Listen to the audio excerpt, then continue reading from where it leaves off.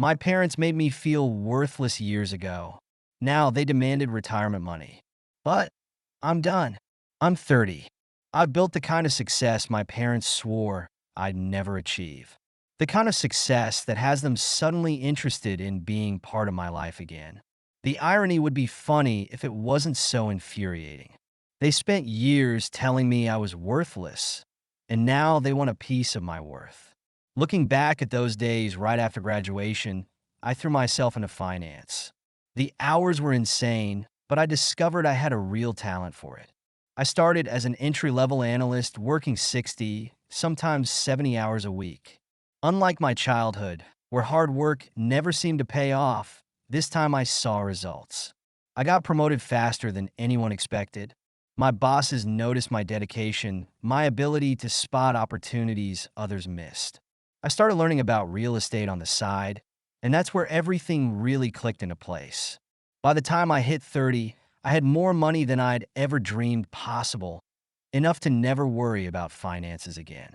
The kid they said would amount to nothing had built something substantial. You'd think they would finally give me some credit. Instead, they kept telling relatives I was still finding myself and needed to be more responsible. Responsible? I've been taking care of myself since I was a teenager. I'd built a successful career completely on my own, but nothing was ever good enough for them. They couldn't admit they were wrong about me, so they had to find new ways to dismiss my achievements. Then the call started coming. Dad would ring me up, talking about their struggling retirement fund, how they weren't getting any younger. At first, I just nodded along, not really engaging. Then he got more direct. Family's supposed to support each other. After all we've done for you, you should help us in our old age. I almost laughed out loud. All they'd done for me? Like what? Making me feel worthless and leaving me to fend for myself? The audacity of their request was stunning. When I asked what kind of help they wanted, Dad said, "It's not like we're asking for much, just a monthly contribution to make sure we can keep the lifestyle we've worked so hard for." These people, who had never supported me, who had actively worked to tear down my confidence at every turn, now wanted me to fund their retirement? It was like some sick joke.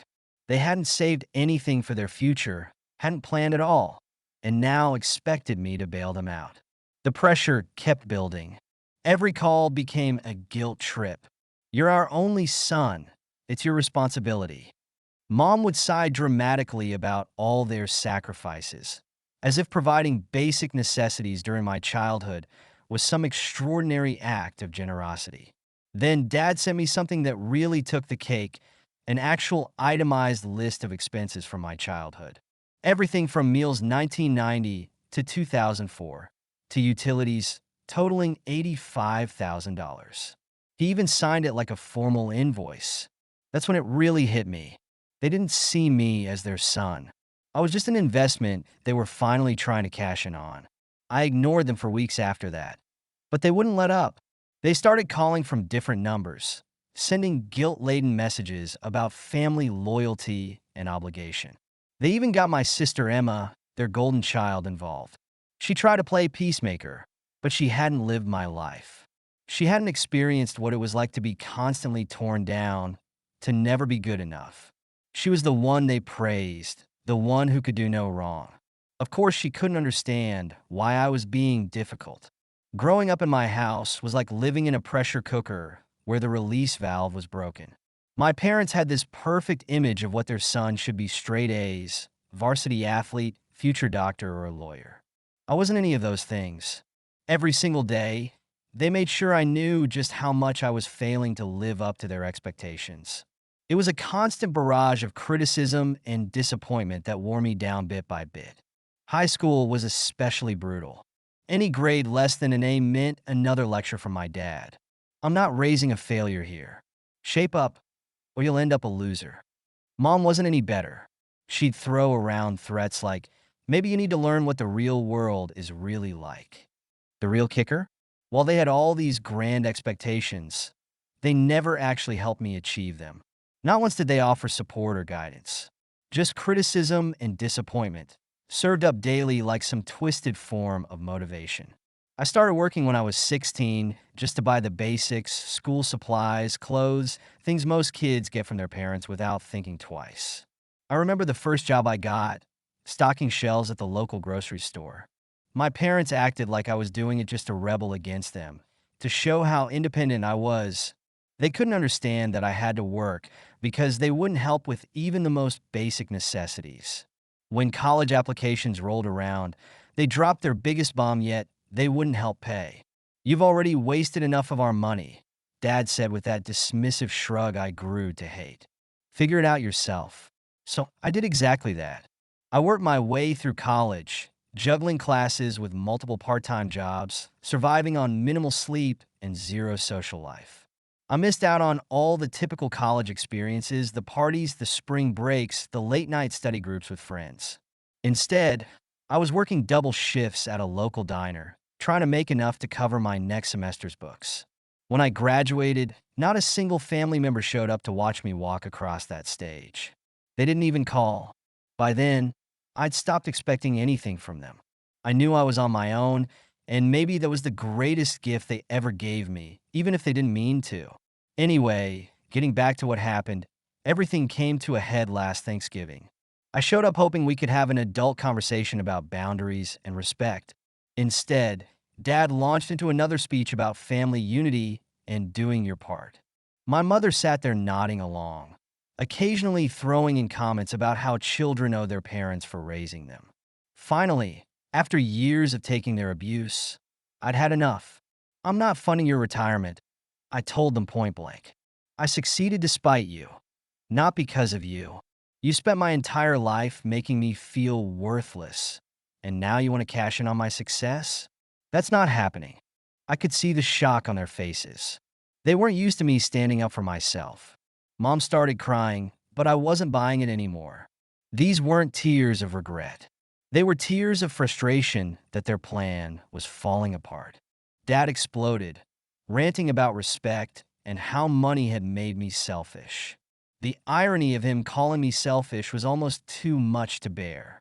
This from the man who wouldn't even buy his son school supplies. "Respect isn't demanded, it's earned," I told him, looking him straight in the eye. "And you've done nothing to earn mine. You spent my whole life treating me like I was nothing. Now that I've proven you wrong, you want to pretend we're one big happy family? That's not how this works." I could see my words hitting home, but not in the way I'd hoped. Instead of understanding, I saw only anger and indignation. Dad's face turned red with rage. He pointed at the door and screamed for me to get out of his house. It was the same old pattern. When he couldn't control the situation, he resorted to anger and threats. But this time it didn't work. I wasn't that scared kid anymore. I grabbed my jacket, looked at Mom one last time, and said, "I hope someday you realize what you've done. But I'm done trying to fix things with you." The aftermath was messy, as you might expect. They went on a smear campaign, telling everyone who would listen about their ungrateful son who abandoned them in their time of need.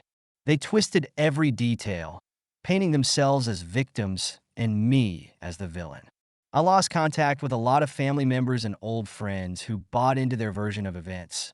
But for the first time in my life, I had peace. That was worth more than any relationship built on manipulation and guilt.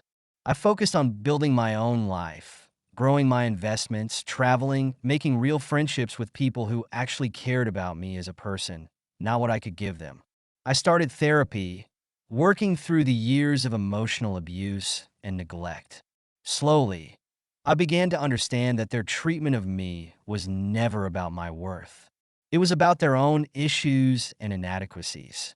Emma still keeps in touch, though carefully. She asked me once if I regretted cutting them off. "I regret not having parents who could love me for who I am," I told her honestly. "I feel bad for the kid I was who just wanted their approval. But I don't regret finally standing up for myself and walking away." She didn't fully understand, but I could see she was trying to. These days, I hear they're struggling financially, reaching out to distant relatives for help. But that's not my problem anymore. They had decades to build their own life and save for retirement. They made their choices, just like I made mine. Their failure to plan doesn't constitute an emergency on my part. Sometimes people ask if I would help them if things got really bad. The answer is still no. Not out of spite, but out of self-respect. I won't let them think they can spend decades hurting me, then come around for a handout just because we share DNA. Family is more than blood. It's about love, respect, and support, none of which they ever gave me. They didn't act like parents when I needed them. They don't get to claim parental privileges now that they need me. I'm free now. Free from their expectations, their disappointment, their manipulation. I know my worth, and I'm never going back to feeling like I'm not enough. If they ever truly take responsibility and offer a genuine apology, maybe things could be different. But I'm not holding my breath. I built this life without their approval or help, and I'll keep living it that way. Their opinion of me no longer matters. I've finally learned to value myself, and that's something they can never take away from me. Thank you so much for listening to my story. If you have any thoughts, I'd love to hear them, so please leave a comment. Don't forget to like and subscribe if you want more stories like this one.